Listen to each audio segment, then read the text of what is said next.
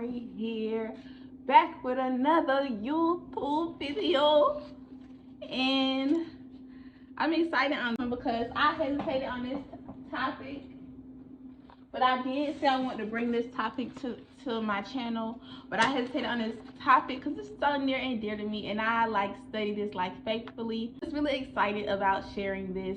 We're gonna get into natal charts. So we're gonna get into this one. Is going to be the basic natal chart, beginner friendly whole house edition. This is going to be me basically explaining a brief small introduction, and then we'll just get into other ones later. And I'm gonna even do a whole series on it because I even have a mentor. Well, I have a natal chart mentor. But she be schooling me, telling me and I'm even in a group chat. I'm just real dedicated to this. Just trying to figure out things.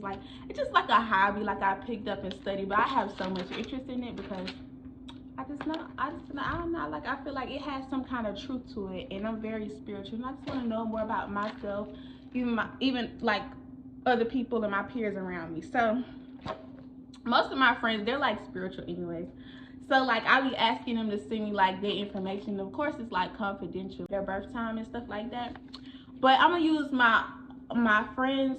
Well, this isn't hers, and just to be clear, even if it was hers, I would never use it, but this is her birth chart, her old one. We thought that was, but then it turns out she got a whole new time, so she got whole new signs and stuff like that. We're gonna use her old one though, so I'm gonna use it for reference to it, and it should pop up in the screen somewhere.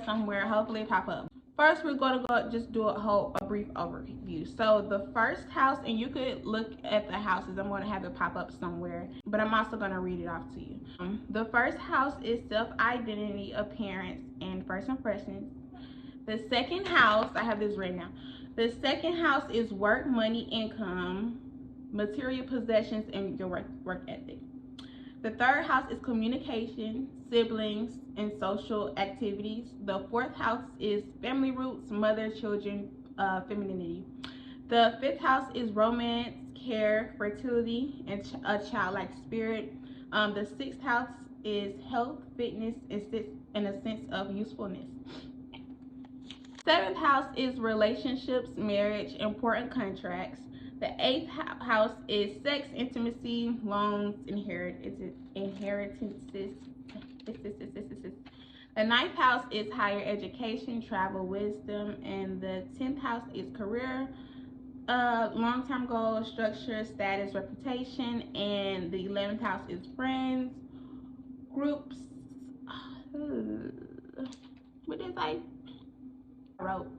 Oh, hopes and wishes for the future. And the 12th house is healing, karma, afterlife, spirituality, and closure.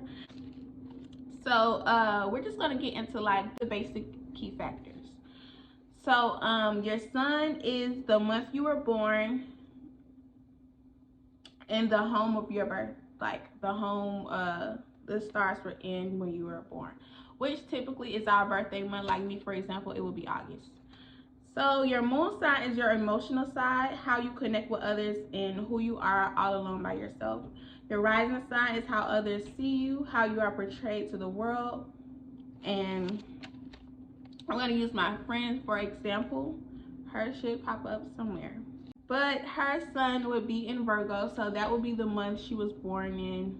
She was born at the end of August, so hers would be August, basically. Her moon is in Cancer. So what we know about Cancers, they are deeply loyal, they take relationships seriously, they're natural nurturers, and they're attached to familiarity. Because it's not mine, I kind of had to study hers briefly before I went over this, and so I had to write down her information. And like I said, it's not literally her, but it's her old one. Oh, her rising is Pisces. We know about Pisces because I'm a Pisces moon, baby. We know Pisces. Well, Pisces moon and Pisces rising is different though, but because like I said, your rising is how you appear to the world, and your moon is how you feel when you're by yourself. But I'm a Pisces moon. But Pisces rising, they're soft, irresistible. They have a soft, irresistible charm that comes in a quiet, shy kind of way. lovers, they're imaginative, and they're free thinkers, and they live in their own world, and they're very spiritual, and they have, I don't know, like a spiritual childlike play about them. So yeah. But by looking at her chart, right, what we know about her chart is that her moon is in the 5th house. Refer back to the pie chart. Your 5th house is the house of romance, love, fertility, and childlike spirit. So when your moon is in the 5th house, and that is your emotional side, like I said prior, up here, your emotional side, how you are with others when you are alone, and then so happens to be, you know what I'm saying, that's where she thrives the most, in that area. So she thrives the most, a loving area in romance, and when it comes to children, and very playful, creative, artistic energy. And when it comes to her drive and her purpose and the things that she wants, that's where she feels the most at home with. She's the most caring, the most free, the most lovable in that area and in that state.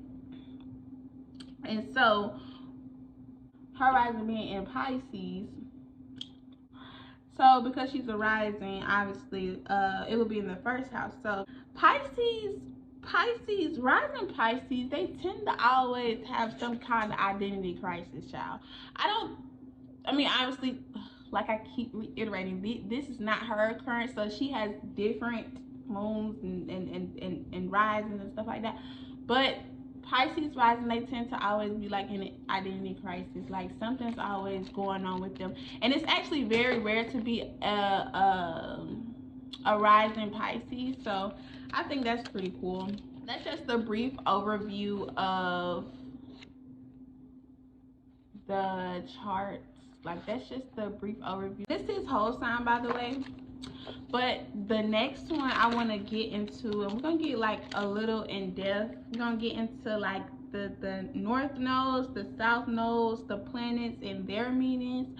We're gonna get into like how it correlates with each other, and how do you interpret your own birth chart. Like, it's just a lot. It's a lot, but I think it's pretty cool, and I'm just super excited to be introducing this into my YouTube. I always wanted to do this, but I was just like shy, because like I'm not like super vocal about me studying natal charts and stuff like that, especially since like I only study like people who are very close to me. Like, you have to be really close to me for me to just like really be studying yours. Because like in a sense, like if you're very close to somebody, you will see yourself in their natal chart. Like, you will be able to see yourself. I find it so hard to like study a partner's natal chart, because it's like, if y'all been together for a minute, if y'all been together a long time, you will see yourself in there. Like, you'll be like okay, like if you put both of y'all charts together, you'll see like where y'all kind of collide. If you even have a friendship, like if y'all are very close, you will be able to see like where both of y'all cross paths. Like, okay, this person is meant to be in my life, and this person has a purpose in my life. Like, there's a reason why this person is in my life. But I definitely believe, I'm not saying like I pledge my whole life to it, but I definitely believe it has some kind of truth in it. And it, I don't know, like, it also helps me get clarity on people. Like, when I find out somebody's moon, I'll be like, oh my God, that explains so much. I got somebody gave me their wrong information, and somebody else gave me their wrong information and found out it was right. And they were close to me. And I was like, oh my God, this explains so much. Like, this explains so much. Because when I looked at the first, I was like, no. Like, it could be true. You gave me your time, so maybe it's true. But I was like, no. Like, this ain't true. I don't know. I was reading it a little distantly, because it was like, But I got the other one, the most recent one. I was like, oh yeah, I knew. I could have guessed off that. I got so good, y'all. I got so good to where I could kind of guess it. Like, if I know you well enough, I can kind of almost guess like what maybe your moon is or your rising sign is. I got real good, y'all. that'll be pretty much it for today. We're gonna get more into detail, and I think this video is pretty short, honestly, but we're just gonna get more into detail later on. I'm gonna study her chart a little bit more, get more in depth with it, and we're gonna talk about like the planets and their meanings and how it correlates with your house, and we're gonna even get even further and just talk about like how retrograde